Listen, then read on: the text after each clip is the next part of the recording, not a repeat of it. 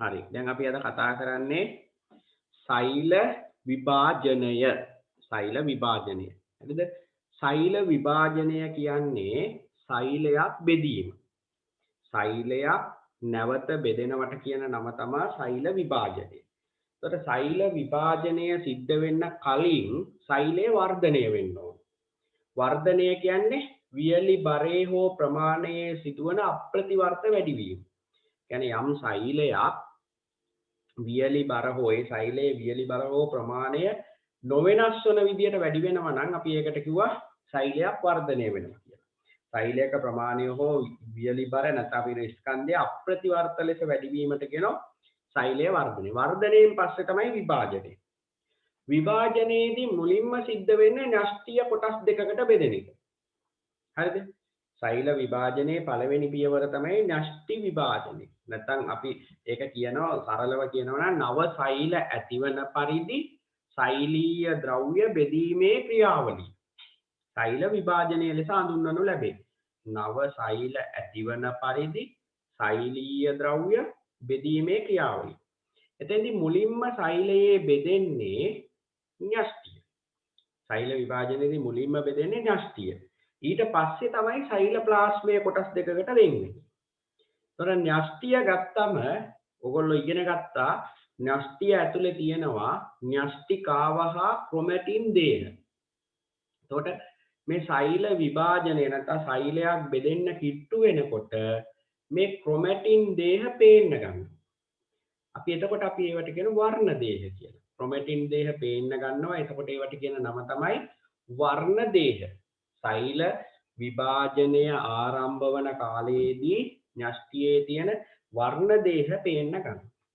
මනුස්සයෙක්ගේ සෛලයක න්‍යෂ්ටියේ තියෙන්නේ වර්ණ දේහ 46යි. හොඳට මතක තියාගන්න. මනුස්සයෙක්ගේ සමේව ඉතා වැදගත් මිනිසාගේ දේහ සෛලයක අපි කියන්නේ දෛහික සෛලයක අඩංගු වර්ණ දේහ ගණන 46යි. අඩංගු වර්ණ දේහ ගණන 46යි. හරිද? ඒ 46න් 23ක් ලැබෙන්නේ මවගෙන්. ඉතුරු 23 ලැබෙන්නේ පියාගෙන්. එතකොට අපිට වර්ණ දේහ ලැබෙන්නේ අම්මගෙන් 23යි තාත්තගෙන් 23යි. අම්මගෙන් ලැබෙන්නේ ඩිම්බය හරහා. පියාගෙන් ලැබෙන්නේ ශුක්‍රාණුව හරහා. අපි ඒවට කියන්නේ ජන්මාණු සෛල, ප්‍රජනක සෛල. ඩිම්බයයි ශුක්‍රාණුවයි. ඔය දෙකෙන් තමයි අපිට ලැබෙන්නේ මේ වර්ණ දේහ 46. අන්තිමට මේ දෙක එකට එකතු වෙනවා. න්‍යෂ්ටික ද්‍රව්‍ය එකට එකතු වෙනවා සංසේචනයේදී. එතෙන්දි තනි න්‍යෂ්ටියක් හැදෙනවා. ඒ අර වර්ණ දේහ 23යි මේ වර්ණ දේහ 23යි කියලා තනි න්‍යෂ්ටියක් හැදෙනවා. ඒක තමයි අපේ මූලික සෛලය. එයා ටික ටික බෙදිලා තමයි මිනිස්සය හැදෙන්නේ. හරිද? එතකොට න්යා සෛලයක තියෙන වර්ණ දේහ 46ක්. ඒක හොඳට මතක තියාගන්න. වර්ණ දේහයක් ගත්තොත් මම වර්ණ දේහය මොන වගේද කියලා ඇඳලා පෙන්නුවා වගේ සතියේ. මෙන්න මේ වගේ.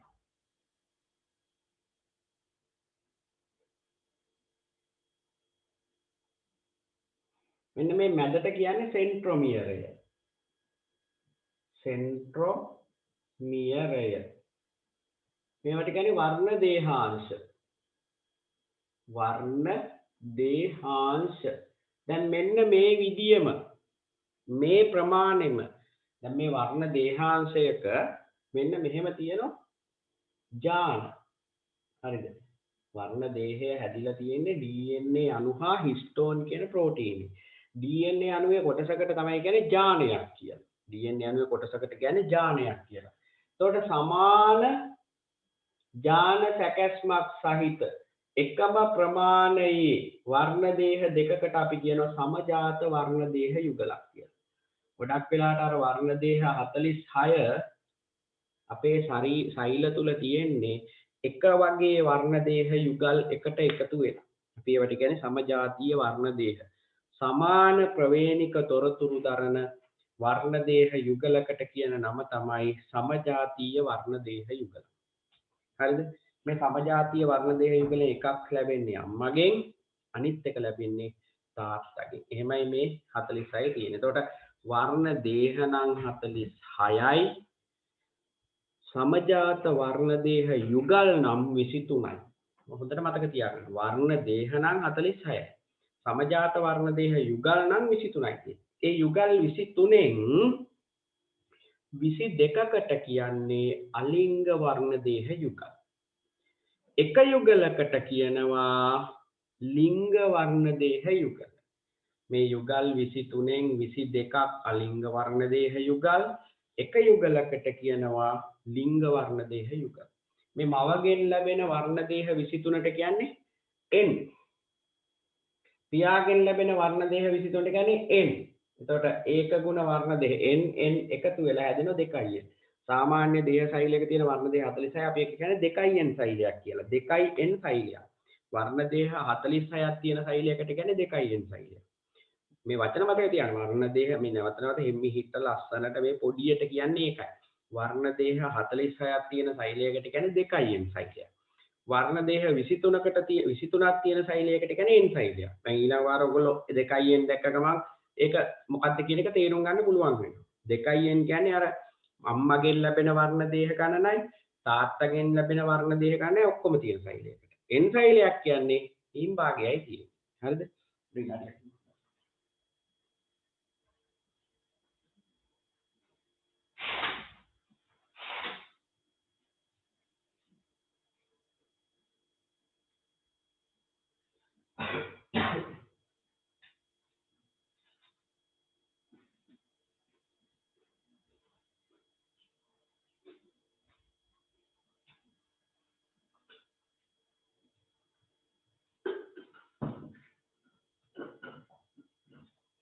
හරි. එතකොට දැන් අපි හිතමු මිනිස්යාගේ සෛලයක් තුල තියෙනවා වර්ණ දේහ 46ක්. මේ 46ක් වර්ණ දේහ තියෙන සෛලයකින් තව දුරටත් වර්ණ දේහ 46ක් තියෙන සෛල හැදෙනවා නම් අපි මෙන්න මේ විභාජන ක්‍රමයට කියනවා අනූනන විභාජන ක්‍රමය කියලා. වර්ණ දේහ 46ක් තියෙන සෛලයකින් වර්ණ දේහ 23ක් තියෙන සෛල හැදෙනවා නම් අන්නේ විභාජන ක්‍රමයට කියනවා ඌනන විභාජන ක්‍රමය කියලා. එහෙනම් විභාජනය වන සෛල විභාජනය වන සෛල බෙදෙන ක්‍රම දෙකක් තියෙනවා. පළවෙනි ක්‍රමය තමයි අනූනන විභාජනය. දෙවැනි ක්‍රමය තමයි ඌනන විභාජනය.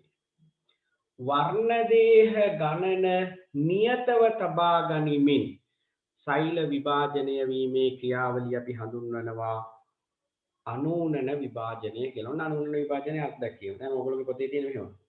සෛලයක නෂ්ටියක පවතින වර්ණ දේහ සංඛ්‍යාව නියතව තබා ගැනීමෙන් සෛල සංඛ්‍යාව වැඩි කර ගැනීම අනූනන විභාජනය නම් වේ. ඔච්චර කටපාඩම් ඕනේ නැහැ. මේක මේ විද්‍යාව කියන්නේ පුතේ මහ විශාල විෂයක්. ඔයගොල්ලන්ට පේනවනේ. විද්‍යාව කියන්නේ පුළුල් පරාසයක් පුරා විහිදලා තියෙන ලොකු විෂයක්. එතකොට ඔකේ තියෙන ඔක්කොම කටපාඩම් කරගන්න ඕනේ නැහැ. හරිද? ඔක ඔයගොල්ලන්ට තේරෙන්නේ කටපාඩම් කරන සිස්ටම් එකට පාඩම් කරන අයට ඔක තේරෙන්නේ දැම්ම නෙවෙයි O level වලින් පස්සේ A level වලට ගියාම. A level වලට ගියාම කටපාඩම් කරලා මේක උඩ යන්න බෑ. කටපාඩම් කරන්නේ නෝ ගොඩාක් තියෙනවා. ඒ ටික කටපාඩම් කරගන්න. අනිත් ටික කටපාඩම් නොකර එවෙලට මතක් වෙන විදිහට හදා ගන්නවා. එතකොට 46ක් තියෙන එකෙන් 46ක් හැදෙනවා නම් වර්ණ දේහ ගාන වෙනස් වෙන්නේ නැහැ. එතකොට එවෙලට මතක් වෙන්නේ ගොඩක් වෙලාවට ඒක හරියට තේරුම් ගත්ත කෙනාට. හරිද? ඔයගොල්ලන්ට මම ඔක කියන්න ඕනේ නැහැ. ඔයගොල්ලන්ට මම ඔක කියනකොට ඔයගොල්ලන්ට අර ඔයගොල්ලෝගේ මනස පොඩ්ඩක් එහාට මෙහාට කලඹවනකොට තේරෙනවා මම සමහර විෂයන් මතක තියන් ඉන්නේ.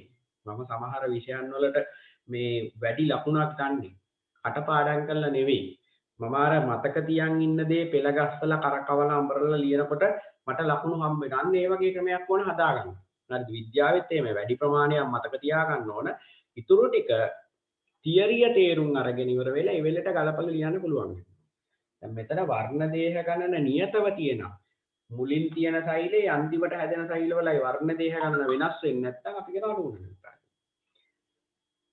මුලින් තියෙන සෛලයට වගේ නෙවෙයි හැදෙන සෛලවල වර්ණ දේහ ගණන භාගයයි නම් අපි කියන ඌනන විභාජනය. ඌනන විභාජනය සිද්ධ වෙන්නේ ප්‍රජනක සෛල හැදෙනකොට විතරයි. හොඳට මතක තියාගන්න. ප්‍රජනක සෛල වලට කියන්නේ ජන්මාණු කියලා. ජන්මාණු හැදෙනකොට විතරමයි ඌනන විභාජනය සිද්ධ වෙන්නේ. ඒ කියන්නේ මිනිස්සෙක්ගේ දේහයක නම් ප්‍රධාන ස්ථාන දෙකකයි ඌනන විභාජනය සිද්ධ වෙන්නේ. ස්ථාන දෙක තමයි පිරිමින්ගේ නම් රුෂණ කෝෂ ඇතුලේ.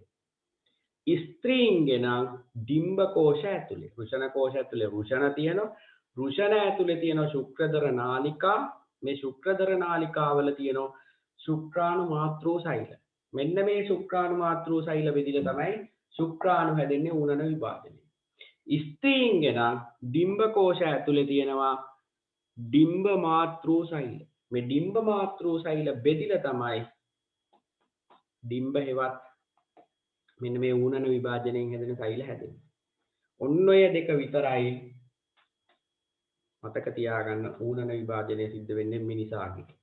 ශාකයක නම් පරාගදානි හා ඩිම්බ කෝෂ. පරාගදානිය ඇතුලේ පරාග මාතෘ සෛල වලින් පරාග හැදෙනු.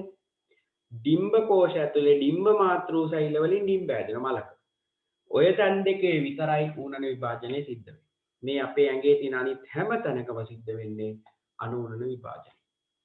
දැන් මම මෙහෙම හිටගෙන හිටියට මේ වෙලාවේ මගේ ඇඟේ තියෙන සමහර සෛල මිය යනවා. හරිද? ඔයගොල්ලෝ ඉගෙනගෙන තියෙනවනේ රතු රුධිර සෛලවල ආයු කාලය දින 120යි. සුදු රුධිර සෛලවල ආයු කාලය දින 7ක් 14ක් අතර. අක්මාවේ සෛලයක ආයු කාලය දින 14ක් 18ක් වගේ. හමේ සෛලයක දින 14ක් 18ක් වගේ. හරිද? ඒ වගේ අපේ ඇඟේ තියෙන සෛලවල ආයු කාල වෙනස්. මිනිස්සයා අවුරුදු 100ක් හිටියට ඇඟේ තියෙන සෛල එච්චර කල් ජීවත් වෙන්නේ නැහැ. අලුත් සෛල හැදෙනවා. පරණ සෛල මැරෙනවා. මේ මැරෙන සෛල වෙනුවට අලුත් සෛල හැදෙන්නේ මෙන්න මේකේ. අනූනන විභාජනය. ඊළඟ මිනිස්සයා වයසත් එක්ක එන්න ප්‍රමාණයෙන් විශාල වෙනවා. අපි කියන වර්ධනය වෙනවා. වර්ධනය වෙද්දි සෛල ගණන වැඩි වෙන්නේ මේකේ. අනූනන විභාජනය. මිනිස්සයාගේ ඇඟේ තියෙන කොටසක් ගැලවිලා කැඩිලා යනවා. අපි කියන තුවාල වෙනවා. තුවාලයක් හොද වෙන්නේ අනූනන විභාජනය. එහෙනම් ගෙවි ගිය පටක අලුත් වැඩියා කරන්න, මරණු සෛල වෙනුවට නව සෛල ඇති වෙන්න, ශරීරයේ වර්ධනය වෙන්න. ඔය සමහර සත්තුන්ගේ මුළු අවයවයක්ම කැඩිලා ගියාම අලුතෙන් අවයව හැදෙන්න. ඔයගොල්ලෝ දන්නවනේ පුනර්වර්ධනය කියලා කියන්නේ. හුණට පුළුවන් වලිගය කඩලා දාන්න. ඊට පස්සේ නැවත සෛල වර්ධනය වෙලා අලුත් වලිගයක් එනවා. ඊට පස්සේ ඒ වගේම අපිට උදාහරණ විදිහට ගන්න පුළුවන් අනූනන විභාජනය. ඌනන විභාජනය එකයි. ජන්මානු සෑදීම. උදාහරණ එකයි තියෙන්නේ. මිනිසාගෙන හොඳට මතකද? ඔයයි එච්චරයි කතන්දරේ. ඔය ටික මතක නම් ඔයගොල්ලන්ට පේපර් එකට ලකුණක් ගන්න පුළුවන් හොඳ. එතකොට මිනිසාගේ නම් ශුක්‍රාණු හා ඩිම්බ. මලක නම් පරාග හා ඩිම්බ. ඔච්චරයි තියෙන්නේ. ඒතර ඔය විදිහට මතක තියාගන්න ඌනන විභාජනයේදී වර්ණ දේහ ගණන අඩක් බවට පත් වෙමින් සෛල බෙදීමේ ක්‍රියාවලිය ඌනන විභාජනය වේ. වර්ණ දේහ ගණන නියතව තබා ගැනීමෙන් සෛල බෙදීමේ ක්‍රියාවලිය අනූනන විභාජනය වේ. හරි. මම දැන් අන්තිමටම ඌනන විභාජනය අනූනන විභාජනය අඳින්න. ඇන්දට පස්සේ අපිට මේ පාඩම ඉවර කරන්න පුළුවන්. මේ වගේ වර්ණ දේහ යුගලකට කියන්නේ මොකද්ද? මේක එකක් ලොකුයි වගේ මෙන්න මෙතන. හරිද? මේ වගේ වර්ණ දේහ යුගලකට කියන්නේ සමජාත වර්ණ දේහ යුගලක් කියලා. ඔය විදිහට. සමජාත වර්ණ දේහ යුගලක සමාන ප්‍රවේණික තොරතුරු තියෙනවා. හරිද? ඒ කියන්නේ මේ මෙතන තියෙන්නේ ඥානය බොහෝ වෙලාවට මෙතන තියෙන ඥානයට සමානයි. මේ ඥාන වලින් තමයි පරම්පරාවෙන් පරම්පරාවට ඒ තොරතුරු සම්ප්‍රේෂණය කරන්නේ. DNA අණු, වර්ණ දේහ, ඥාන ඔය වචන තුන මතක තියාගන්න. ඒවයින් තමයි පරම්පරාවෙන් පරම්පරාවට අපිට ලැබෙන ලක්ෂණ. අපි ඒවට කියන්නේ ආවේනික ලක්ෂණ සම්ප්‍රේෂණය කරන්නේ. ඒතර ඒ විදිහට අපිට කතා කරන්න පුළුවන්. හරි. අපි යන් ඊළඟ කොටසට.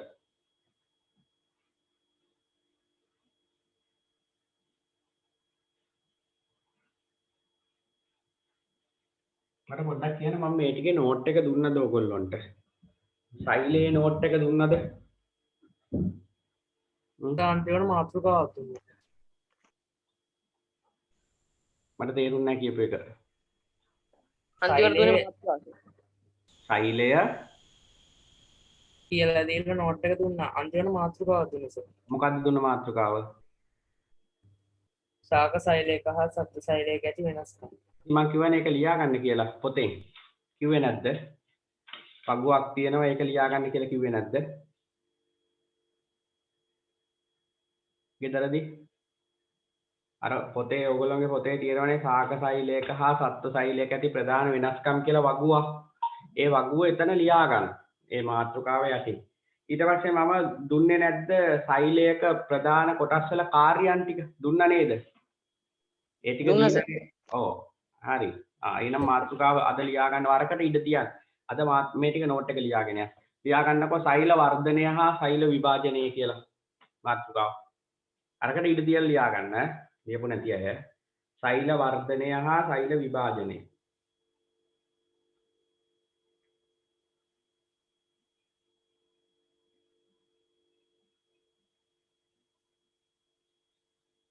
සෛල වර්ධනය හා සෛල විභාජනය.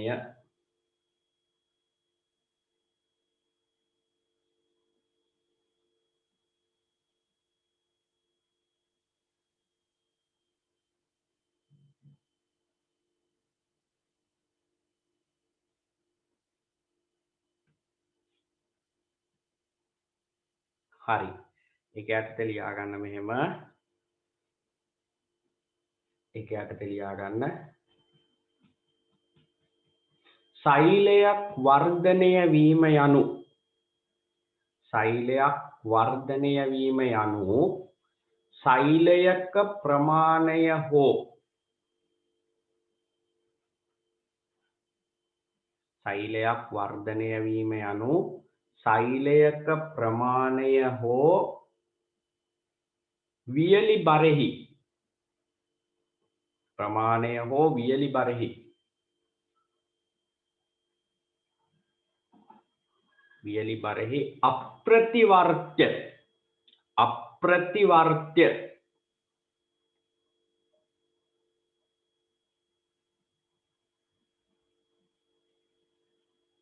ලෙස අප්‍රතිවර්ත්‍ය බොඩ් එක ලියන්නද?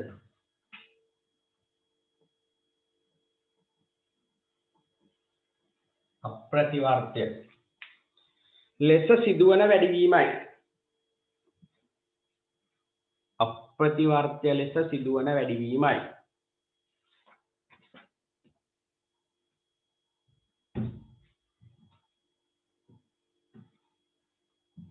ඊළඟ රූලෙන් සෛල විභාජනය යනු සෛල විභාජනය යනු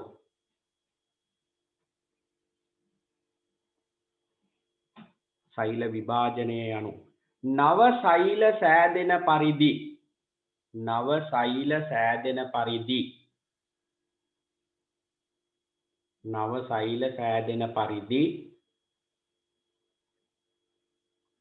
යම් සෛලයක සිදුවන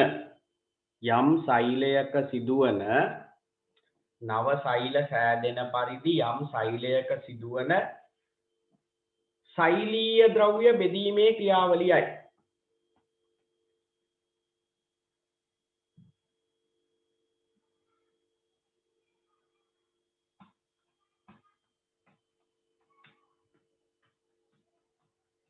සෛලීය ද්‍රව්‍ය බෙදීමේ ක්‍රියාවලියයි.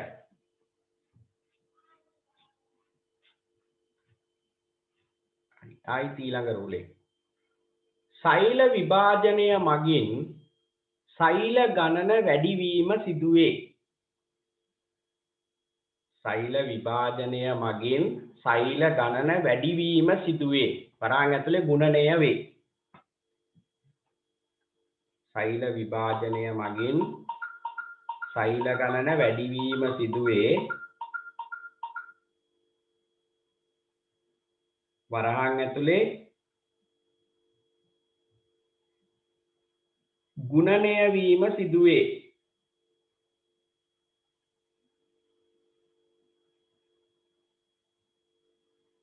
ගුණනය වීම සිදුවේ.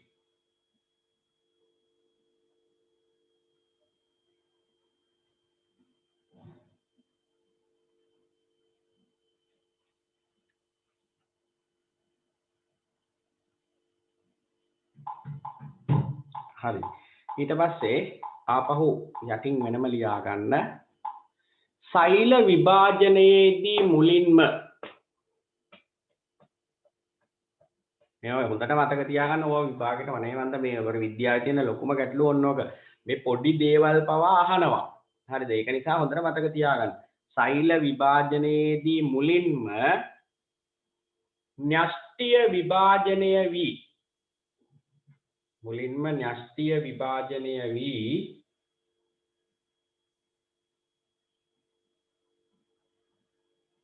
අනතුරුව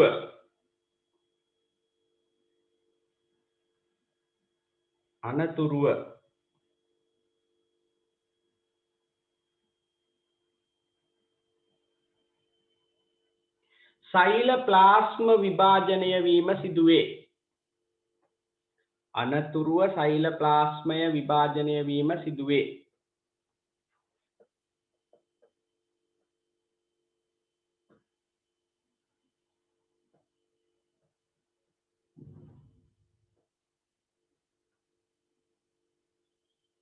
සෛල ප්ලාස්මය විභාජනය වීම සිදුවේ.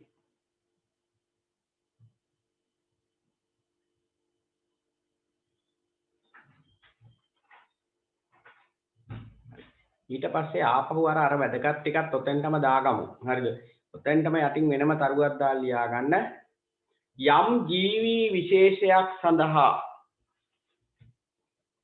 යම් ජීවී විශේෂයක් සඳහා සාමාන්‍ය දේහ සෛලයක ඇති වර්ණ දේහ සංඛ්‍යාව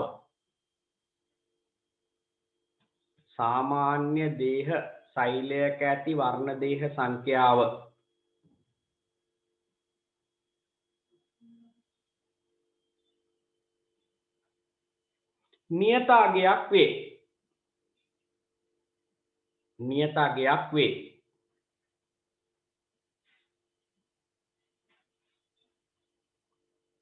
උදාහරණ කියලා ලියා ගන්න මිනිසාගේ වර්ණ දේහ 46යි. උදාහරණ කියලා ලියා ගන්න මිනිසාගේ වර්ණ දේහ 46යි.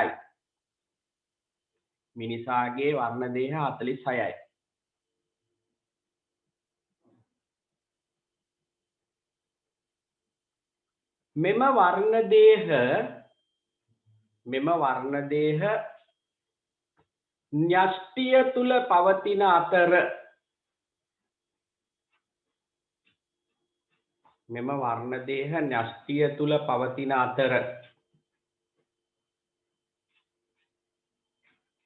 සෛල විභාජනය වන කාලයට පැහැදිලිව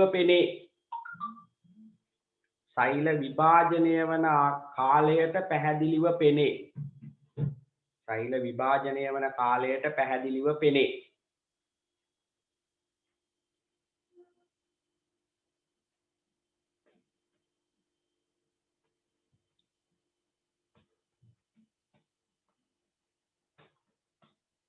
ඊළඟ රූලෙන් මිනිසාගේ දේහ සෛලයක පවතින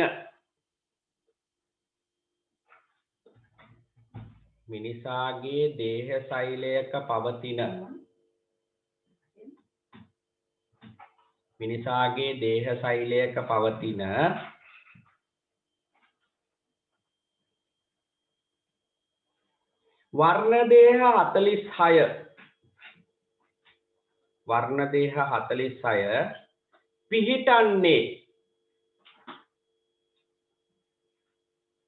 පිහිටන්නේ සමජාතීය වර්ණ දේහ යුගල් 23ක් ලෙසිනි. වර්ණ දේහ 46 පිහිටන්නේ සමජාතීය වර්ණ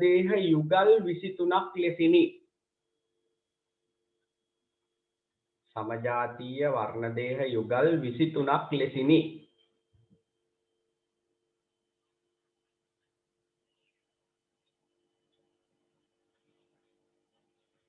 දැන් ඊළඟ රූලෙන් කරුවක් දාලා ලියා ගන්න. සමාන ප්‍රවේණික තොරතුරු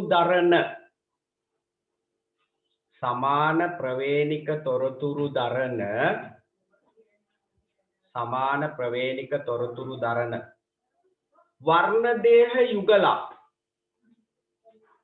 වර්ණ දේහ යුගලක් සමාන ප්‍රවේණික තොරතුරු දරන වර්ණ දේහ යුගලක් සමජාතීය වර්ණ දේහ යුගලක් නම් වේ. සමාන ප්‍රවේණික තොරතුරු දරන වර්ණ දේහ යුගලක් සමජාතීය වර්ණ දේහ යුගලක් නම් වේ. සමජාතීය වර්ණ දේහ යුගලක් නම් වේ.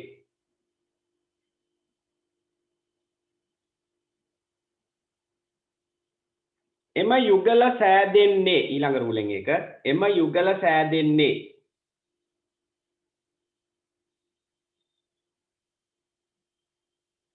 මවගෙන් හා පියාගෙන්. එම යුගල සෑදෙන්නේ මවගෙන් හා පියාගෙන්.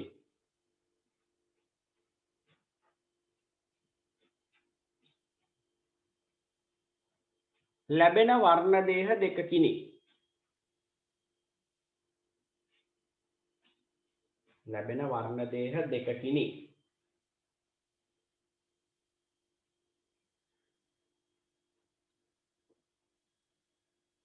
ඊළඟ රූලෙන් මේ අනුව මවගෙන් වර්ණ දේහ 23ක්ද වරහන් ඇතුලේ සිම්පල් එන්න අකුර. මේ අනුව මවගෙන් වර්ණ දේහ 23ක්ද වරහන් ඇතුලේ සිම්පල් එන්න අකුර. Simple n. පියාගෙන් වර්ණ දේහ 23ක්ද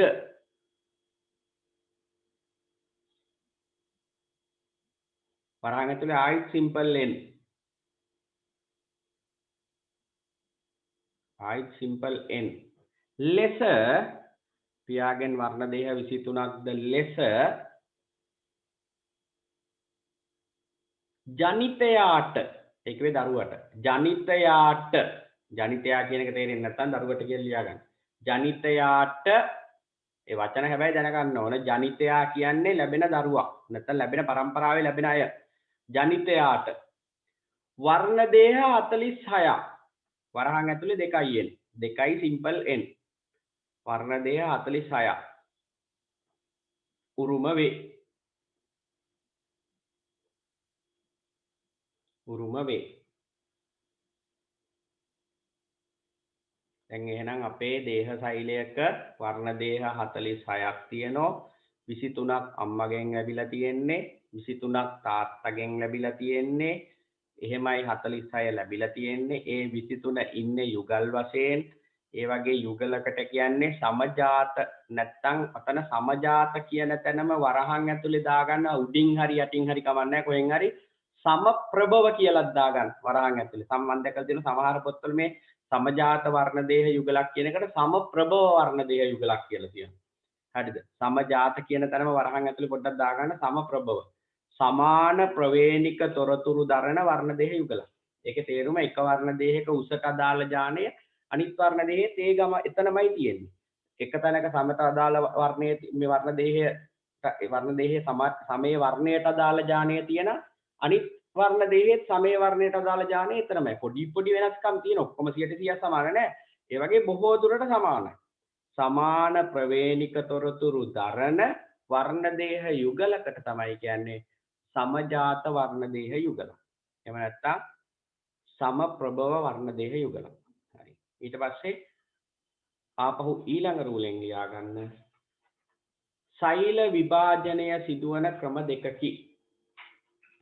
සෛල විභාජනය සිදුවන ක්‍රම දෙකකි.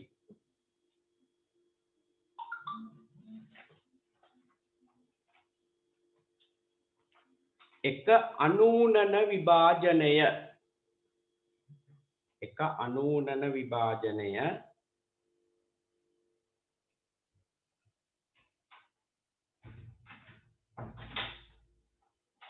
දෙක ඌනන විභාජනය. එක අනූනන විභාජනය දෙක ඌනන විභාජනය.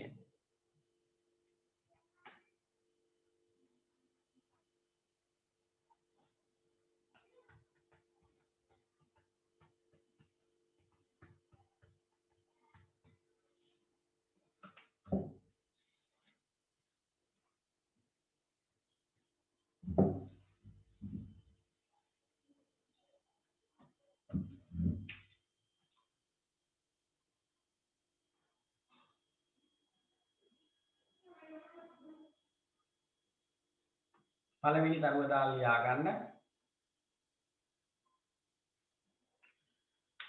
වර්ණ දේහ ගණන නියතව තබා ගනිමින් න්‍යෂ්ටියේ මෙහෙම ලියන්න. න්‍යෂ්ටියේ ඇති වර්ණ දේහ ගණන නියතව තබා ගනිමින්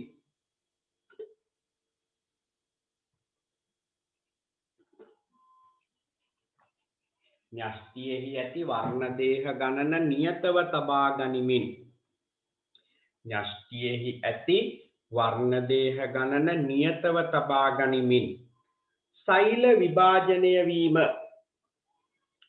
සෛල විභාජනය වීම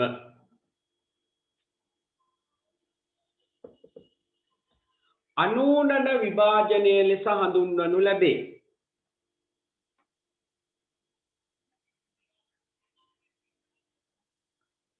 අනූනන විභාජනය ලෙස හඳුන්වනු ලැබේ.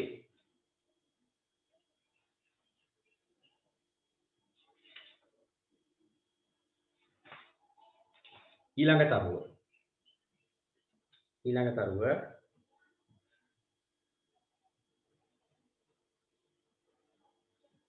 න්‍යෂ්ටියේ ඇති වර්ණ දේහ ගණන අඩක් බවට න්‍යෂ්ටියේ ඇති වර්ණ දේහ ගණන අඩක් බවට පත්වෙමින්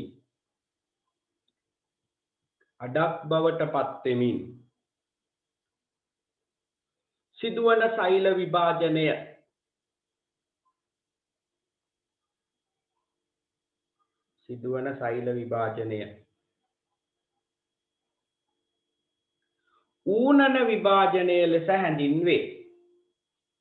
ඌනන විභාජනය ලෙස හැඳින්වේ.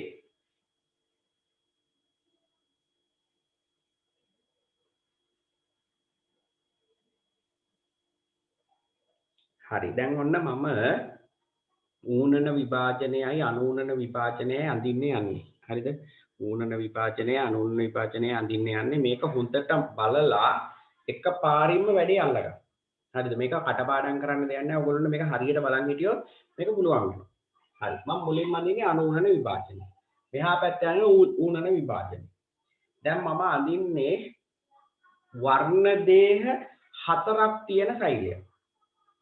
දැන් අපේ සෛලයක ඌනන විභාජනය අනූනන විභාජනය අඳින්නේ කො වර්ණ දේහ 46ක් අඳින්න ඕන. වර්ණ දේහ 46ක් ඇඳලා මේ වැඩේ කරන්න බෑ. ඒක අමාරුයි. ඒක නිසා අපි අඳින්නේ වර්ණ දේහ 4ක් තියෙන සෛලයක්. හරිද? මේ විභාජනය සිද්ධ වෙන සෛලයට කියන්නේ මාතෘ සෛලය. විභාජනයෙන් පස්සේ කියන්නේ සෛල බෙදිලා හැදෙන අලුත් සෛල වලට කියන්නේ දුහිතෘ සෛල.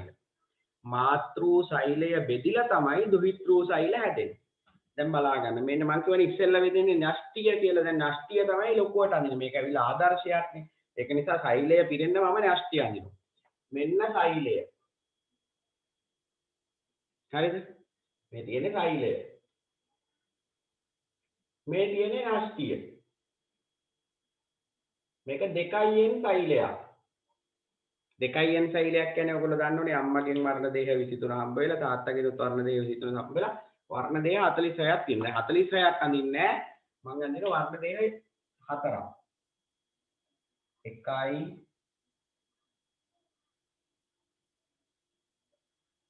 2යි 3යි 4යි.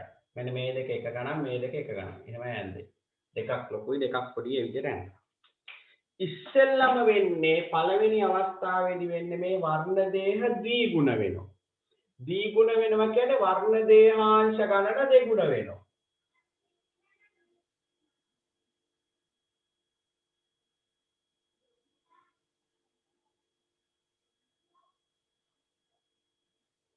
ඒ කිව්වේ මෙන්න මේකයි. බලා ගන්න හොඳට. මෙන්න මේ වර්ණ දේහය මෙතන සෙන්ට්‍රොමියරය තියෙනවා. එතනින් මේ වර්ණ දේහාංශයට සමාන තව වර්ණ දේහාංශයක් මේ පැත්තේ හැදෙනවා.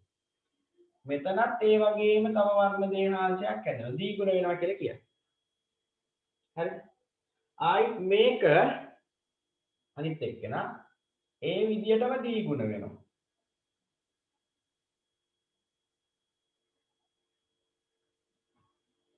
හරි.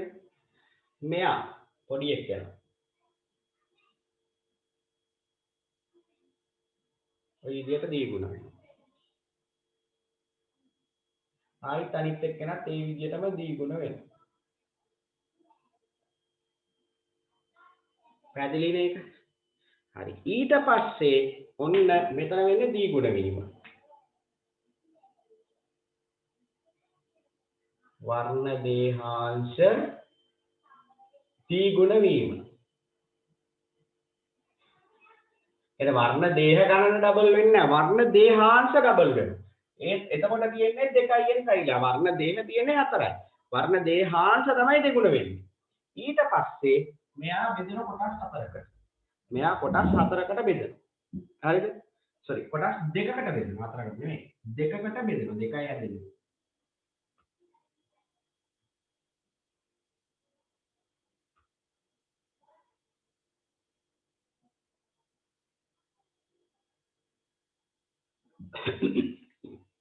මෙන්න මෙහෙමයි වෙන්නේ බලා ගන්න දරුවෝ. හොඳට තේරුම් ගන්න පළවෙනි වතාවෙම තේරුම් ගන්න. මෙන්න මේ වර්ණ දේහාංශ දීගුණ වෙලා තියෙනවා. මෙතන මේ සෙන්ට්‍රොමියරයෙන් දෙකට කැඩෙනවා. වෙන් වෙනවා. මේ වර්ණ දේහය සෙන්ට්‍රොමියරයෙන් දෙකට වෙන් වෙනවා. එතන මෙතනින් මෙහෙම දැන් මෙහෙම තියෙන වර්ණ දේහය මෙන්න මෙතනින් සමාන කොටස් දෙකකට වෙන් වෙනවා. ඔන්න ඔය විදිහට. වෙන් වෙලා එක කොටසක් යනවා මේ සයිඩ්. අනිත් කොටස එනවා මේ සයිඩ් එකට. දැන් ඔන්න මෙයා වෙන් වුණා දැන් බලන්න සමානයි. දැන් මේ වර්ණ දේහාංශ දීගුණ වෙනකොට මෙතන තියෙන ඥානයම තමයි මෙතන තියෙන්නේ. මෙතන තියෙන ඥානයම තමයි මෙතන තියෙන්නේ. වෙනස් වෙන්නේ නැහැ. එකම විදියට මේගොල්ලෝ දීගුණ වෙන්නේ. හරියට කියනවා නම් පිටපත ෆොටෝකොපියක් ගහන්නේ. මේ වර්ණ දේහයේ දේහාංශයේ ෆොටෝකොපියක් තමයි මෙතන තියෙන්නේ. එතකොට මෙයාට ලැබෙන කොටසයි මෙයාට ලැබෙන කොටසයි 100%ක් සමානයි. ආයි මෙතන මේ කොටස් දෙක වෙන් වෙලා මෙතෙන්ට එකක් යනවා. මෙතෙන්ට අනිත් එක යනවා. ආයි මෙයා වෙන් වෙලා මෙතෙන්ට එකක් යනවා. මෙතෙන්ට ඉතුරු කොටස. මේකත් එහෙමයි. දැන් බලන්න වෙච්ච වැඩේ. අන්තිමට 2n දෙන්නෙක් හැදුනා. ඒ දෙන්න හරියටම මෙයාට සමානයි. මේ දෙන්න මෙයාට 100%ක් සමානයි. තව විදියකට කියනවා නම් මේ හැදෙන සෛල වලට කිව්වේ දුහිතෘ සෛල, දුහිතෘ සෛල. මේ දුහිතෘ සෛල 100%ක් මාතෘ සෛලයට සමානයි. සෛලයට සමානයි. මෙන්න මේ පියවරට කියන්නේ අනූනනය. අනූනනය. එන අනූනනය විතර එක පියවරයි තියෙන්නේ. පළවෙනි පියවර. මෙතන උනේ දීගුණ වීමනේ. එතන තමයි අනූනනය. ඔන්න අනූනන විභාජනය. අනූනන විභාජනය කියන්නේ එන වර්ණ දේහ ගණන නියතව තබා ගනිමින් සෛල බෙදීම. වර්ණ දේහ ගණන නියතව තබා ගැනීම. දැන් අපි යමු ඌනන විභාජනය.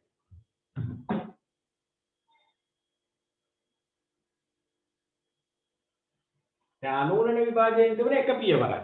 එක පියවරයි තියෙනවා. මම එක පියවරයි කියලා දැම්මා. හරිද? මේ සෛලය ඩබල් වුණා, DNA ද්විගුණ වුණා, වර්ණ දේහාංශ ගන්න දෙගුණ වුණා. ආපහු සෛල වලට බෙදුණා. හරි. අපි බලමු මෙතන ඌනන විභාජනය. දැන් අර විදියටම සෛලය ගන්නෙ හතරක් තියෙන එක.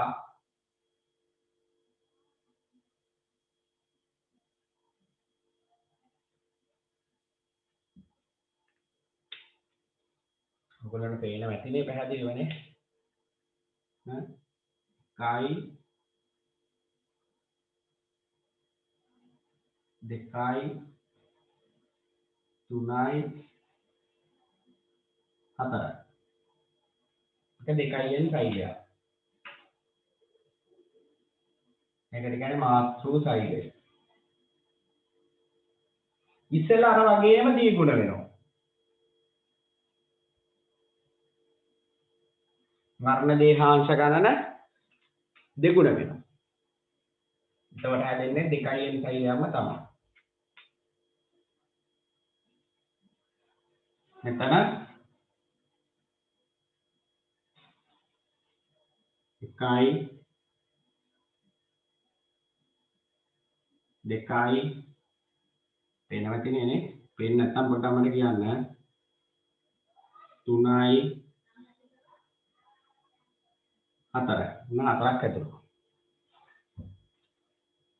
පේනව නේද ඊට පස්සේ ඔන්න පළවෙනි පියවර පළවෙනි පියවරට අපි කියන්නේ මෙතන ඌනනය පළවෙනි පියවරට කියන්නේ ඌනනය කියලා එතෙන්දි මොකද්ද වෙන්නේ බලමු මෙන්න මෙහෙම වැඩක් වෙනවා ඊට වඩා ලොකුවට අඳින්න බෑ ඒක නිසා මම ඔය ගානට අඳින්නේ ඕගොල්ලොන්ට මේක රතු පාට පේනවද කියන්නේ රතු පාට ගැටලුවක් නැද්ද රතු පාටින් අඳකට ඈ එක්කෙනෙක් කියන්නේ පේනවද නැද්ද කියලා රතු පාට පේනවද ඈ පේනවනේ නේ හරි ඔන්න ඊළඟට වෙන දේ මොකද්ද දන්නවද මෙන්න මෙතෙන්දි තමයි වෙනස දැන් මෙතන උනේ මෙයා දෙකට කැඩිලා මෙතෙන්ට කැලලක් යනවා මෙතෙන්ට මෙතන වෙන්නේ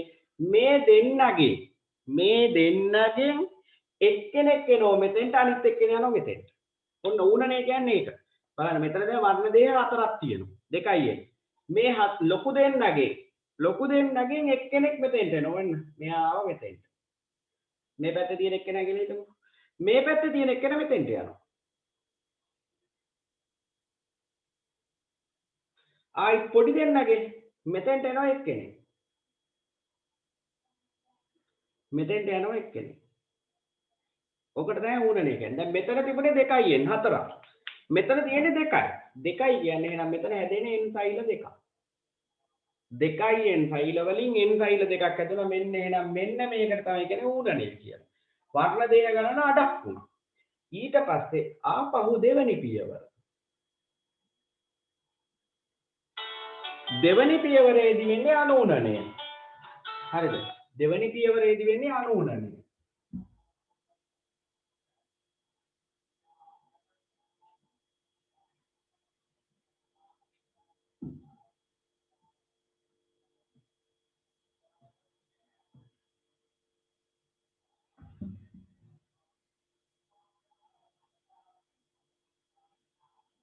දෙවනි පියවරට කියව මොකද අනූනනය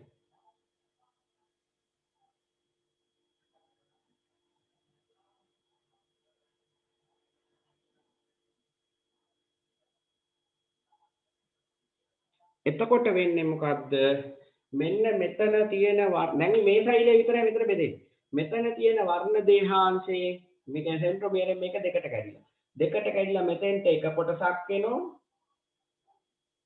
මේකෙන් එක කොටසක් මෙතෙන්ට ආවා අනිත් කොටස මෙතෙන්ට එනවා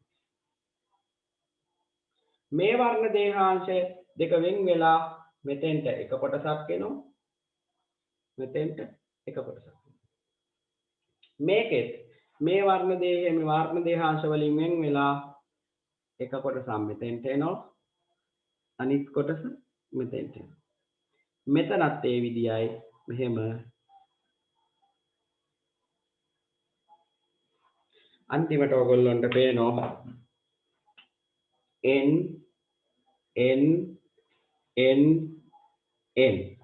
මම කිව්වා මෙයාට කියන්නේ මාතෘ සෛල මේ හැදෙන අයට කිව්වේ කවුද දුහිතෘ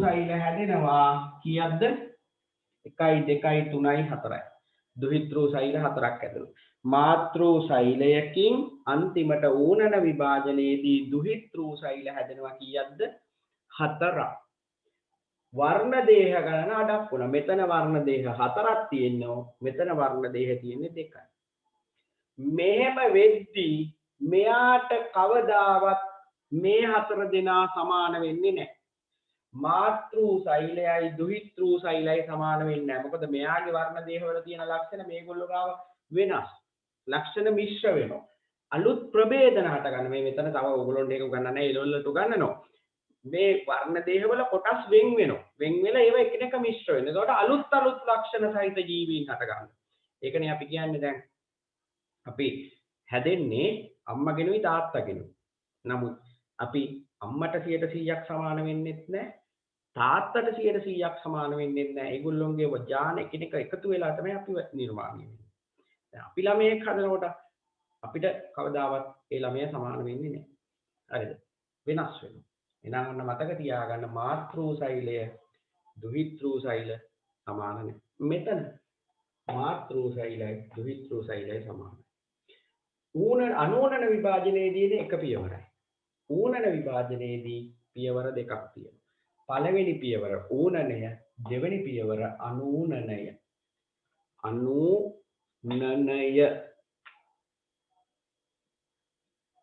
හරිද? අනූනනය. ඌනනය හා අනූනනය කියලා පියවර දෙකක් තියෙනවා. නැත්නම් පළවෙනි විභාජනය, දෙවෙනි විභාජනය. පළවෙනි විභාජනය ඌනන විභාජනය, දෙවෙනි විභාජනය අනූනන. ඊළඟට ඌනන විභාජනයේදී මාතෘ සෛලයකින් දුහිතෘ සෛල හතරක් හැදෙනවා. අනූනන විභාජනයේදී මාතෘ සෛලයකින් දුහිතෘ සෛල හැදෙන්නේ දෙකයි.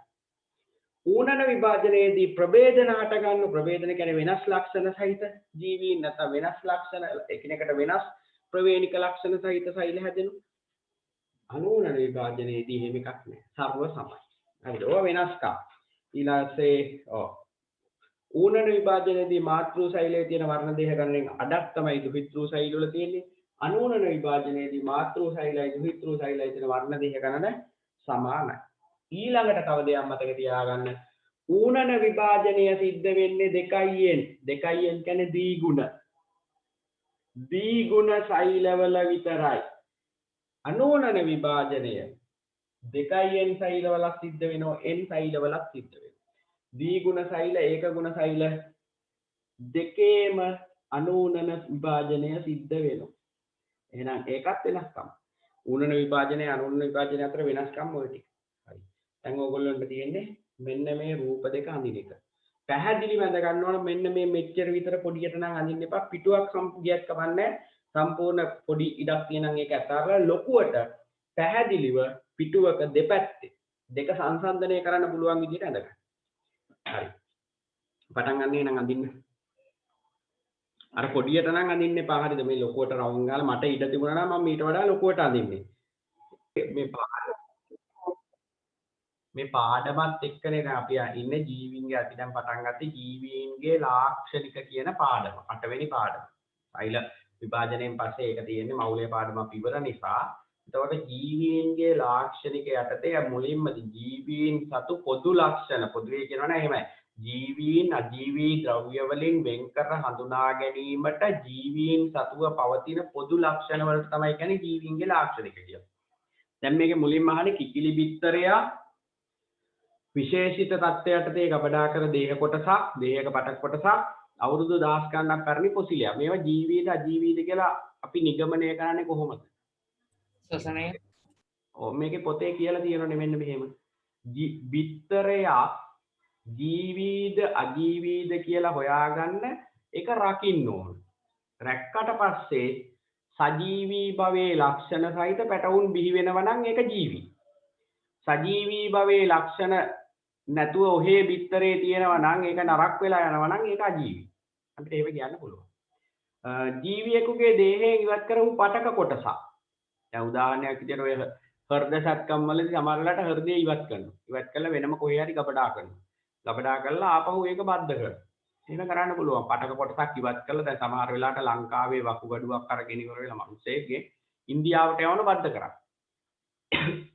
එතකොට මොනවා හරි විශේෂිත තත්ත්වයකටදී ආරක්ෂාකාරී ওই ද්‍රව නයිට්‍රජන් වගේ ශීතකාරක ද්‍රව තුල ගිල්ලල තමයි අරගෙන යන්නේ. එතකොට ඒක විනාශ වෙන්නේ නැහැ. ආයි බද්ධ කරාම නැවත ජීවී ලක්ෂණ පෙන්නනවා. එහෙම ඕන තරම් වෙලා තියෙනවනේ ඔයගොල්ලෝ දැන් අහලා තියෙනවනේ දැන් ඔය සමහර අනතුරු වලදී මැරිච්ච මිනිස්සු මොළය මැරුණට පස්සේ එයාගේ ශරීර කොටස් අරගෙන ඉවර වෙලා ඒවා වෙනත් ගුවන් යානා වගේ නැත්නම් වෙනත් රෝහල් වලට අරගෙන යනවා. අරගෙන ගිහලා ඒවයිදි බද්ධ කරනවා. බද්ධ කළා ඒවයි ඔය ICU වල ඉන්න සමහර ලෙඩ බේර ගන්න. හරිද? මැරෙන්නේ ඉන්න දැන් අපි හිතමු ඇක්සිඩන්ට් මම දැක්ක ඒ වගේ එකක් අර මේ එහෙම පොඩි කතාවකුත් මම දැක්කා තියෙනවා මේ හොඳටම පිස්සු කෙලින වැරදි වැඩ ඔක්කොම කරන මිනිස්සෙක් අන්තිමට ඇක්සිඩන්ට් වෙනවා. ඇක්සිඩන්ට් වෙනවා හැබැයි මිනිහා කාටවත් මේ කෙයාර් නැහැ. ඒ කියන්නේ පොඩි එකෙක් කවොත් පොඩි එකාට ගහනවා එහෙම ඊට පස්සේ ගෑනුන්ට බනිනවා මිනිස්සුන්ට ගහනවා ඒ වගේ මිනිස්සෙක්. හැබැයි පස්සේ මිනිස්සයා මරණ ඇක්සිඩන්ට් වලදී කවුරුත් සතුටු වෙනවා මරණයට පස්සේ. මේ පස්සේ බලනකොට මෙයා මැරෙන්න කලින් හොස්පිටල් එකේ ලියලා තියෙනවා මෙයාගේ සියලු දේවල් වෙනත් අයට දෙන්න කියලා අවයව. පස්සේ එයාගේ අවයව වලින් ගොඩක් කට්ටිය අද වෙනකොට ජීවත් වෙලා. පස්සේ තමයි ගමේ මිනිස්සු දැනගන්නේ මේ වගේ මිනිස්සෙක් කියලා. හරිද? අන්න එහෙම මේ ලස්සන පොඩි කතාවක් හදපු එකක් මම දැක්කා කියන එක. හරි. එතකොට ඒ වගේ අපිට පුළුවන් වෙන කෙනෙකුට බද්ධ කරලා අවයවයා සජීවී භවයේ ලක්ෂණ නැවත මතු කරගන්න. ඒ වගේම අවුරුදු දහස් ගාණක් පැරණි පොසිල වලින් DNA අරගෙන ඒ DNA මගින් ඒ DNA අණු වෙනත් ජීවීන්ට බද්ධ කරලා ඒ ලක්ෂණ සහිත නව ජීවීන් බිහි කරන ක්‍රියාවලිය හදලා තියෙනවා. දැකලා තියෙනවා. ඔය ජුරාසික් පාක් හැදිලා තියෙනෙත් එහෙමනේ. ජුරාසික් පාක් වල කියන්නේත් ඒ වගේ කතාවක්. ඔය මදුරුවෙක් අරගෙන ලේ බීලා ඩයිනෝසරයෙක්ගෙන් ලේ බීපු මදුරුවෙක්ගේ ඇඟේ තියෙන ඒ මදුරුව පොසිලයක් වෙලා තියෙනවා. ඒ මදුරුවගේ පොසිලේ කියන්නේ මදුරුවා ගහක වහලා ඉන්නකොට ගහේ ඇම්බර් රෙසින ගහෙන් වැක්කිරෙන කිරි වලට මේ මැලියම් වලට මදුරුවා හිර වෙලා හැදෙන පොසිලයක්. ඒ පොසිලයෙන් ලේ අරගෙන ඉවර වෙලා ඩයිනෝසර්ලා හදන කතාවක් තමයි තියෙන්නේ. ඒ වගේ ජාන අරගෙන ඉවරලා හදන්න පුළුවන්. අලුත් ජීවී DNA අණු වලින්. නෑ ඒ වගේ ජාන තාක්ෂණය වගේ හොයාගෙන තියෙනවා. හරිද? එහෙනම් මේ බාහිරින් බලලා යම් කිසි දෙයක් ජීවීද අජීවීද කියලා කියන්න බෑ. දැන් උදාහරණයක් අපිට ඔය කසල ගොඩක හැදිලා තියෙන දිරන කොටයක තියෙන පුස් ටිකක් ගත්තොත් ඔක ජීවිත අජීවිත කියලා බාහිරින් බලලා කියන්න බෑ. පොළවේ තියෙන බිත්තර කට්ටක් දිහා බලලා ජීවිත අජීවිත කියලා බාහිරින් කියන්න බෑ. කුරුළු පිහාටුවක් දිහා බලලා ජීවිත අජීවිත කියලා බාහිරින් කියන්න බෑ. ඒක නිසා අපි මේ ජීවී භවයේ ලක්ෂණ ගැන කතා කරන්නේ. හරිද? ජීවියෙක් නම් මේ අපි කතා කරන ලක්ෂණ එකක් හෝ කිහිපයක් තියෙනවා. ජීවියෙක් නම් ජීවී භවයේ ලක්ෂණ එකක් හෝ කිහිපයක් තියෙනවා. ඒතර ඔයගොල්ලෝගේ පොතේ තියෙනවා ජීවී භවයේ ලක්ෂණ කිහිපයක්. ශෛලීය සංවිධානය, පෝෂණය, ශ්වසනය, උද්දීප්‍යතාව හා සමායෝජනය, බහිශ්‍රාවය, චලනය, ප්‍රජනනය, වර්ධනය හා විකසනය. එතකොට මේ ජීවී භවයේ ලක්ෂණ වලින් එකක් හෝ කිහිපයක් අනිවාර්යයෙන් ජීවියෙකුට තියෙනවා. ඔතන පළවෙනි එක තමයි ශෛලීය සංවිධානය. අපි මේක කතා කරගෙන විතරක් යම් මේක ඇත්තට අමාරු පාඩමක් නෙවෙයි. ඔයගොල්ලන්ට මේ කියලා දෙන දේවල් හොඳට වැටහෙන්න ඕන. මොකද ඇත්තටම අමාරු පාඩමක් නෙවෙයි මේක. ඒ නිසා හොඳට අහගෙන හිටියන් ඇති. ශෛලීය සංවිධානය. ශෛලීය සංවිධානය කියන්නේ ඕගොල්ලෝ ශෛලයේ පාඩමේ ඉගෙන ගත්තා. ජීවියෙක් නම් අනිවාර්යයෙන්ම ශෛලයකින් හැදිලා තියෙනවා. ඕගොල්ලෝ ඉගෙන ගත්ත ජීවීන්ගේ ව්‍යුහමය හා කෘත්‍යමය ඒකකයේ ශෛලය. ඒ කියන්නේ ජීවියෙක් නම් අනිවාර්යයෙන් ශෛලයට වඩා කුඩා ඒවයින් හැදෙන්න බෑ. ඉන්ද්‍රිකාවලින් හැදෙන්න බෑ. ජීවියෙක් නම් අනිවාර්යෙන් ශෛලීය සංවිධානයක් තියෙනවා. ඒකේ තේරුම තමයි ජීවියෙක් නම් එක්කෝ ඒක ශෛලික වෙන්න ඕන. එහෙම නැත්නම් බහුශෛලික වෙන්න. එක ශෛලයකින් හැදිලා නම් කියන්නේ ඒක ශෛලික ශෛල සමූහයකින් හැදිලා නම් කියන්නේ බහුශෛලික. දැන් ඒක ශෛලික ජීවීන් බලන්න කිව්වොත් ඕගොල්ලන්ට කරන්න තියෙන්නේ පල් වෙච්ච පොකුණකින් එහෙම නැත්නම් පිදුරු පල් කරපු ජලය අරගෙන ඉවර වෙලා වීදුරු කඩාවකට දාලා නිරීක්ෂණය කරා. එතකොට බලා ගන්න පුළුවන් මේ ජලයේ ජීවත් වන ඒක ශෛලික සුද්ධ ජීවීන් කිහිප දෙනෙක්. පොතේ තියෙන රූප සටහන්. ක්ලැමිඩොමොනාස්, පැරමීසියම්, එවුග්ලිනා, ඇමීබා. ඒක ශෛලික සුද්ධ ජීවීන්ට උදාහරණ.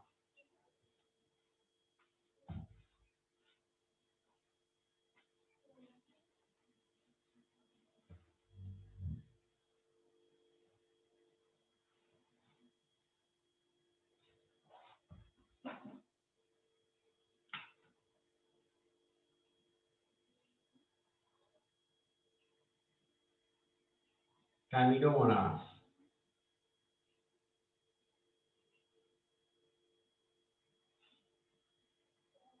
amoeba,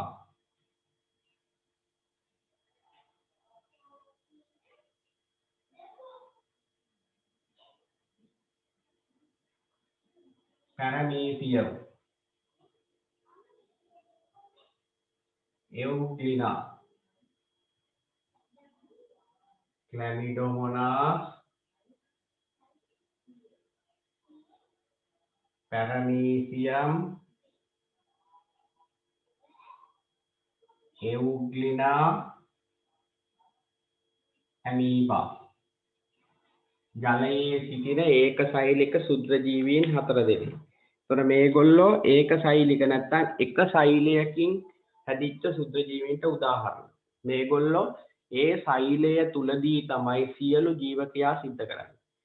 ඔයගොල්ලෝ ඉගෙන ගත්තනේ සෛලයක් තුල සිද්ධ වන ක්‍රියාවලිය වලට කියන නම තමයි පරිවෘත්තීය ක්‍රියා. එතකොට එක සෛලයක් තුලින් තමයි සියලු පරිවෘත්තික පෝෂණය වෙන්නේ, බහිශ්‍රාවය කරන්නේ, ඔක්කොම කරන්නේ එක සෛලයක.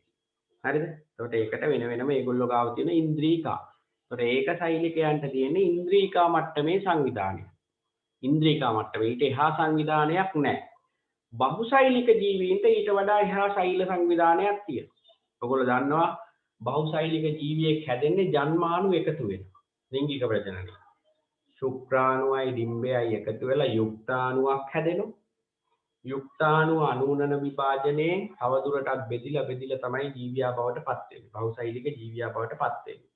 බොහෝ විට හැමදේලාම වෙන්නේ බොහෝ විට බහුසෛලික ජීවියෙකුගේ ආරම්භය සිද්ධ වෙන්නේ ශුක්‍රාණුවක් හා ඩිම්බයක් එකට එකතු වෙලා.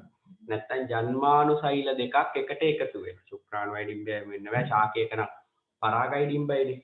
එතකොට ඒගොල්ලොන්ගේ දේහයේ මේ බහුසෛලික ජීවීන්ගේ මේ සෛලීය සංවිධානය ගැන කතා කරන්නේ විවිධ කාර්යයන් කරන්න විවිධ හැඩති සෛල නැත්නම් විශේෂණය වූ සෛල පිහිටලා තියෙනවා.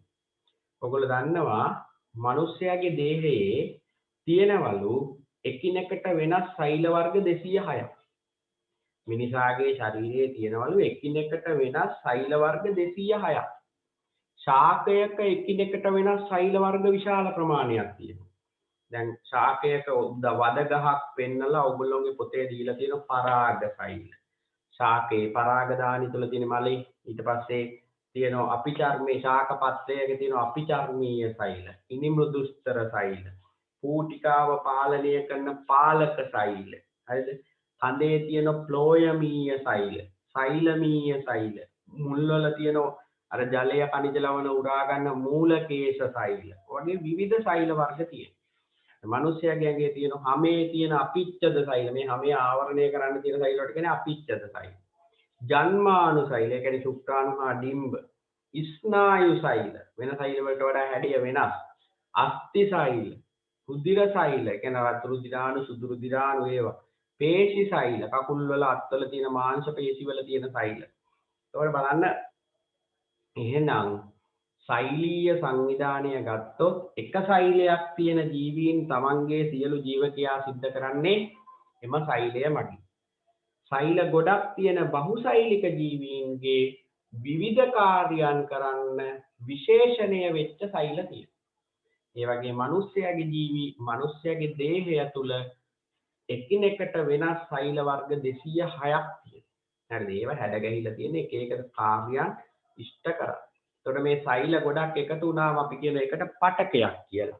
එතකොට බහුසෛලික ජීවීන්ගේ දේහ සංවිධානය අඳින්න කිව්වොත් සෛල ගොඩක් එක්ක වුණාම පටක ගොඩක් එක්ක වුණාම අවයව හේවත් ඉන්ද්‍රියන් අවයව ගොඩක් එක්ක වුණාම පද්ධති ගොඩක් එක්ක වෙලා තමයි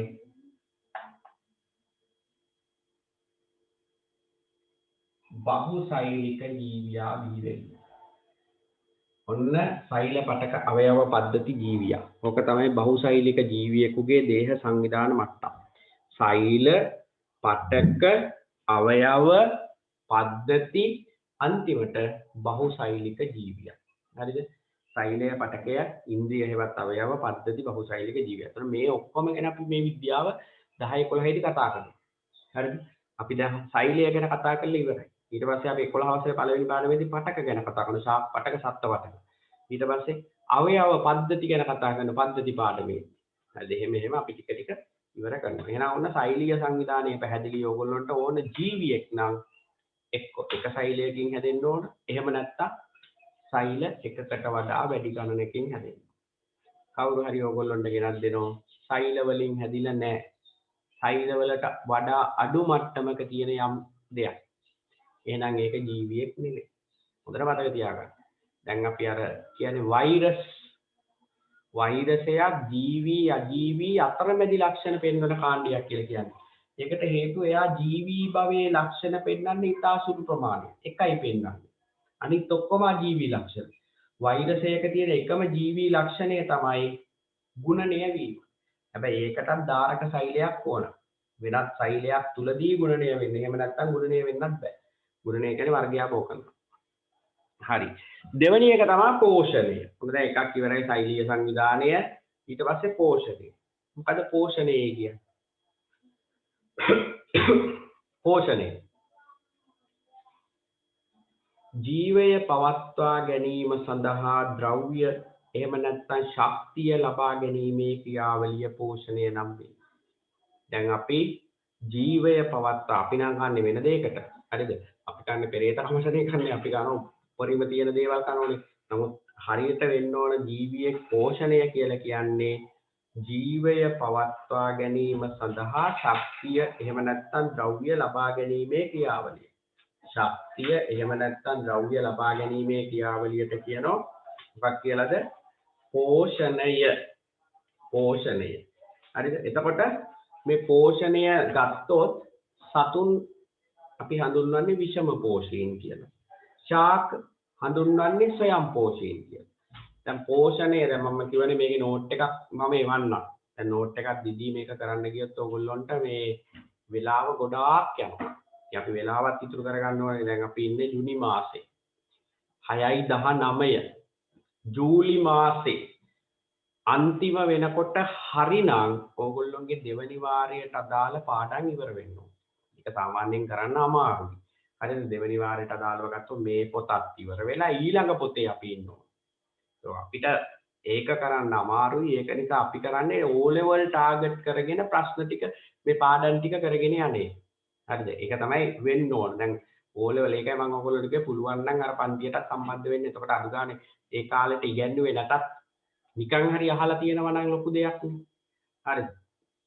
කොහෙන් හරි කමන්නේ සිලබස් එක කවර් කරගන්න ඕන පුළුවන් තරම් ඉක්මනට. එතකොට තමයි අපිට ප්‍රශ්න පත්‍ර වලට මුහුණ දෙන්න පුළුවන්. ප්‍රශ්න පත්‍ර වලට උත්තර ලියන ප්‍රමාණය කොච්චරද? ඒ ප්‍රමාණය මත ප්‍රතිඵලය තීරණය වේ. ඒක මතක තියාගන්න. ගොඩක් ප්‍රශ්න පත්‍ර වලට උත්තර ලියන්න පුළුවන් නම් හොඳ ප්‍රතිඵලයකටත් යන්න පුළුවන්. හරි? මේ විදිහට තමයි ඔතන තියෙන්නේ. එතකොට අපි ගත්තොත් දැන් පෝෂණය පොඩ්ඩක් බෝඩ් එකේ ලියන්න.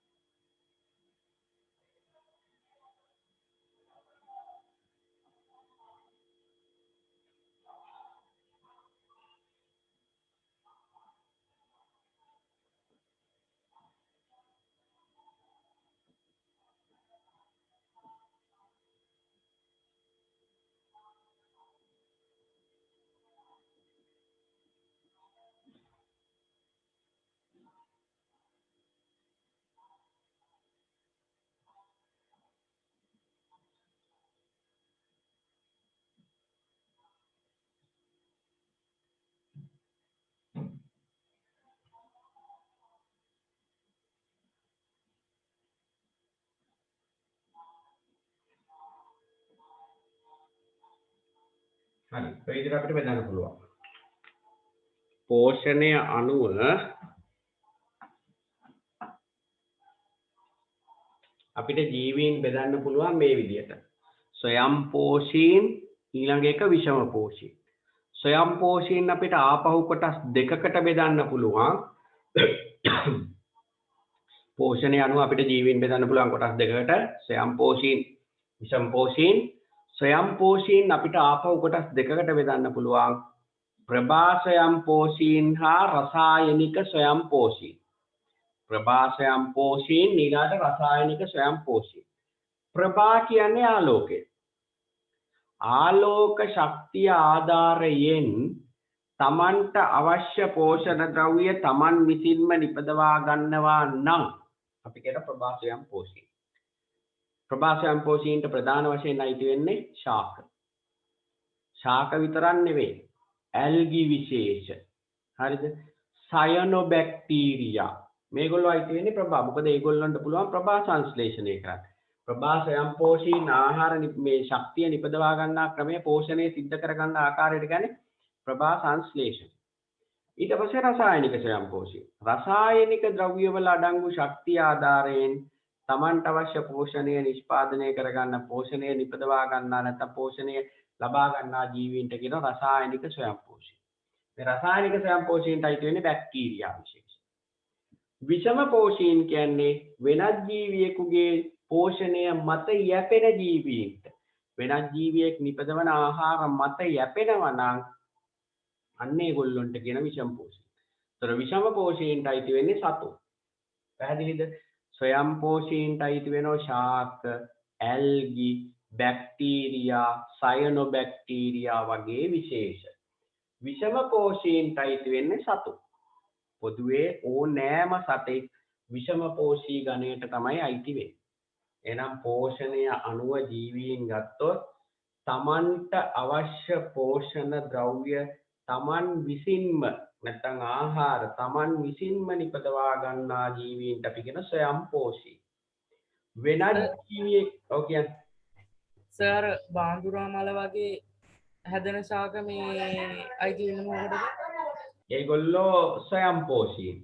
එතන වෙන්නේ වෙන කතන්දරයක්. ඒගොල්ලෝ විෂම පෝෂීන් විදියට ගන්න බෑ. එයා තමන්ට අවශ්‍ය නයිට්‍රජන් ඌනතාවය නැති කරගන්න කෘමීන් භක්ෂණය කළා. කියන්නේ කෘමීන්ගේ ශරීරයේ දේහවල තියෙන නයිට්‍රජන් මේ ලබා ගැනීමේ ක්‍රමයක් විතරයි එතන සිද්ධ වෙන්නේ. ඒක නිසා එයා බාඳුරා ශාකයේ තමන්ට අවශ්‍ය පෝෂණය නිපදවා ගන්න මතක තියාගන්න සාමාන්‍ය ක්‍රමයට ශාක වගේම ප්‍රභා සංශ්ලේෂණය කළා. ඒ බාඳුරා ශාකයේ අර පත්‍රවල කෙළවරේ තියෙන කෙන්ඩිය කියලා කොටසක් ඒකේ තියෙන රසායනික ද්‍රවයකට අර කෘමීන් වැටුනම උන් ජීර්ණය වුණාම ඒකේ ජීර්ණ යුෂ උරා ගන්න. නයිට්‍රජන් ඌනතාවය වළක්වා ගන්න. එච්චරයි. ඒ කියන්නේ බාඳුරා, කඳුලැස්ස, වටැස්ස වගේ ශාක වලින් වෙන්නේ ඒක. හරිද? නිල් මොන රැස්ස. එතකොට ඒගොල්ලෝ ස්වයංපෝෂීන්ට ඒ වුණාට අපි ගන්නෙ. ස්වයංපෝෂීන් විදියට තමයි සලකන්නේ. ඊට පස්සේ රසායනික ස්වයංපෝෂීන් කියන්නේ බැක්ටීරියා. මේ ප්‍රභා ස්වයංපෝෂීන් ගත්තා ශාක, ඇල්ගි, සයනොබැක්ටීරියා කියන තුනම අයිති වෙනවා. ශාක, ඇල්ගි, සයනොබැක්ටීරියාවට කියන තව නමක් තමයි නීල හරිත ඇල්ගි. නීල හරිත ඇල්ගි. හරිනේ? සූර්ය ශක්තිය ආධාරයෙන් නැත්නම් ආලෝකය ආධාරයෙන් තමන්ට අවශ්‍ය පෝෂණ ද්‍රව්‍ය ලබා ගන්නවා නම් ප්‍රභා ස්වයංපෝෂීන්. රසායනික ද්‍රව්‍ය වල අඩංගු ශක්තිය ආධාරයෙන් තමන්ට අවශ්‍ය පෝෂණය නිපදවා ගන්නවා නම් රසායනික ස්වයංපෝෂී. එතකොට මේ ප්‍රභා ස්වයංපෝෂීන් තමන්ට අවශ්‍ය පෝෂණ ද්‍රව්‍ය නිපදවා ගන්නා ක්‍රමයට කියන්නේ ප්‍රභා සංශ්ලේෂණය. ප්‍රභා සංශ්ලේෂණය ලියන්න කිව්වොත් මේක කටපාඩම් වෙලා තියෙන්න ඕන අනිවාර්යයෙන්. 6යි CO2 ධන 6යි H2O ඊතලය C6යි H12යි O6යි ධන 6යි O2 ඊතලයේ උඩ ලියන්න ඕන ආලෝකය. හරිතප්‍රද උඩයි යටයි ලියුවා හරි. හරිතප්‍රද. මේ තියෙන්නේ කාබන් ඩයොක්සයිඩ්. මේ තියෙන ජලය. කාබන් ඩයොක්සයිඩුයි ජලයයි අමුද්‍රව්‍ය විදියට අරගෙන ආලෝකය ආධාරයෙන් හරිතප්‍රද සහිත ජීවීන් ග්ලූකෝස් සහ ඔක්සිජන් නිපදවීමේ ක්‍රියාවලියට තමයි කියන්නේ ප්‍රභා සංශ්ලේෂණය කියන්නේ. කාබන් ඩයොක්සයිඩ් හා ජලය අමුද්‍රව්‍ය ලෙසගෙන ආලෝක ශක්තිය ආධාරයෙන් හරිතප්‍රද සහිත ජීවීන් කියන්නේ ශාක විතරක්ම නෙවෙයි. ශාක, ඇල්ගි, සයනොබැක්ටීරියා හරිතප්‍රද සහිත ජීවීන් ග්ලූකෝස් සහ ඔක්සිජන් නිපදවීමේ ක්‍රියාවලියට කියනම මොකක් කියලාද? ප්‍රභා සංශ්ලේෂණය. එතකොට මේක අකුරෙන් ලියුවා නම් කියන්නේ වචන සමීකරණය. මෙහෙම ලියුවා නම් කියන්නේ තුලිත රසායනික සමීකරණය. එතන වචන සමීකරණය, තුලිත රසායනික සමීකරණය අපි දැනගෙන තියෙනවා. එතකොට මෙන්න මේ ග්ලූකෝස් තමයි ආහාර විදියට ශාකවල ගබඩාවෙන්නේ. ඒ ආහාර මත තමයි විෂම පෝෂීන් යැපෙන්නේ. එතකොට පෘථිවියේ ශක්තිය ස්ථිර කරන ක්‍රමය මේක. ගබඩා කරන ක්‍රමය C6 12 ග්ලූකෝස් වල. ඒවා කනවා සත්තු. එතකොට සත්තු ඒවා මත යැපෙනවා. හරිද? ඕක තමයි සිද්ධ වෙන්නේ. ඒ යැපෙනකොට ඍජුවත් යැපෙන වක්‍රවත් යැපෙනවා. ඍජුව යැපෙනවා කියන්නේ ඒ ගන්න ආහාර එවෙලෙම නෑ ශාකයක් නිපදවන ආහාර කනවා. ශාක භක්ෂකය ඍජුව යැපෙන්නේ. මාංශ භක්ෂකය වක්‍රව යැපෙන්නේ. ඒ කියන්නේ ශාකයක් නිපදවන ආහාර වෙන සතෙක් කෑවන් ඒ සතා අල්ලගෙන කනවා. කොහොම හරි යැපෙන්නේ මෙන්න මේ ප්‍රභා සංශ්ලේෂණයේ නිපදවන ආහාර මත. හරිද? නෑ ඒක මතක තියාගන්න. එහෙනම් සූර්යගේ ශක්තියෙන් තමයි මේ පොළවේ තියෙන සියලු ජීවීන් ජීවත් වෙන්නේ. ඔය ටික තමයි එතකොට අපිට කතා කරන්න තියෙන්නේ. එතකොට ඔතන ඔයගොල්ලෝගේ පොතේ පොඩි ආහාර ජාලයක් දාලා තියෙන සූර්යාගෙන් ශාක ස්වයං පෝෂීන ආහාර නිපදවනවා. විෂම පෝෂීන ඒවා ආහාර ගන්න තනකොළ පෙත්ත, ගෙම්බා, සර්පය, උකුස්සා අන්තිමට ඔය කවුරුත් මැරෙනවා. මැරුණාට පස්සේ දි รา පත් වෙනවා. දි รา පත් කරන්නේ මෘතෝපජීවී. මෘතෝපජීවීන් කියන්නේ මැරුණු ශාක සත්ත්ව කොටස් මත යැපෙන ජීවී. මෘතෝපජීවීන්ට අයිති වෙන්නේ දිලීරයි බැක්ටීරියයි. ඒගොල්ලෝ අපි මැරුණත් අපිව දි รา පත් කරවන්නේ මෘතෝපජීවී. අන්තිමට ඒවයි තියෙන පෝෂණ සංඝටක පසට එකතු වෙනවා. ආයිත් ඒව ශාක අවශෝෂණය කරනවා. ඒක චක්‍රයක්. දිගට මේ ක්‍රියාවලිය සිද්ධ වෙන ශාක ආහාර නිපද වෙනවා. සත්වයේ ආහාර ගන්නවා. ශාක ආහාර නිපදවනවා. සත්වයේ ආහාර ගන්නවා. අරගෙන ඉවර වෙලා ඒව තමයි දිගට ක්‍රියාත්මක වෙන්නේ. හරිනේ ඔය ටික තමයි එතකොට අපිට කතා කරන්න තියෙන්නේ පෝෂණය ගැන. ඈ මොකක් හරි ප්‍රශ්නයක් තියෙද? ගැටලුවක්. මුදුමලා යන්නේ මොකටද? මොකද උතේ? ඇහුන්නේ නැහැ. මුදුමලා යන්නේ මොකටද සර්? මුහුදු බල සතෙක්. මුහුදු බල කියන්නේ සතෙක්. එයා ඇවිල්ලා වෙනත් ජීවියෙ මුහුදු බල මාළු අල්ලන් කනවා. මුහුදු බලට පුළුවන් මාළු අල්ලගෙන කන්න. එයා වෙනත් ජීවියෙ. ඒ කියන්නේ ශාකයක් නෙවෙයි. එයා විෂම පෝෂී. මෙතෙන්ටයි තියෙන්නේ. විෂම පෝෂී. සත්තුනේ. සත්තුනා විෂම පෝෂී. හරි. ඊළඟට පෝෂණය දක්වා අපි ඉවරයි. ඊළඟ දවසේ අපිට තියෙන්නේ ශ්වසනය. ඔයගොල්ලෝ පොඩ්ඩක් මතක් කරන්න. හොඳේ මට අමතක වුණොත් ශ්වසනය කියලා මතක් කරන්න. ඉතින් අපි අදට එහෙනම් පාඩම නවත්තමු. පේපර් ක්ලාස් එකට 6:45ට සම්බන්ධ වෙන්න. හරිනේ? එහෙනම් අදට උතනින් ඉවරයි. ඔය ටික තමයි එහෙනම් කියන්න තියෙන්නේ ඔයගොල්ලන්ට. පන්ති ගාස්තු තියෙන දාන්න තියෙන කට්ටිය දාන්න. එතෙන්දී අර පේපර් ක්ලාස් එකකට එනවා නම් දාන 1000යි කියන එකත් මතක තියාගන්න. මොකද සමහර අය 600ක් දාලා තිබුණා. හරිද? මේ ඒක මතක තියාගන්න. එහෙනම් ওই ටික තමයි කියන්න තියෙන්නේ. එමනම් අදට මෙතනින් වැඩේ නවත්තනවා. අපි අඟහරුවාද පන්තියට සම්බන්ධ වෙන්න කැමති අය ඉන්නවනම් මම link එක එවන්නම්. ඒකටත් සම්බන්ධ වෙන්න. ආයි අද පේපර් ක්ලාස් එකක් තියෙනවා. හෙට පේපර් ක්ලාස් එකක් තියෙනවා. හරිනේ? එහෙනම් කාටත් ආයිබෝවන්. ආයිබෝවන් සර්. හරි.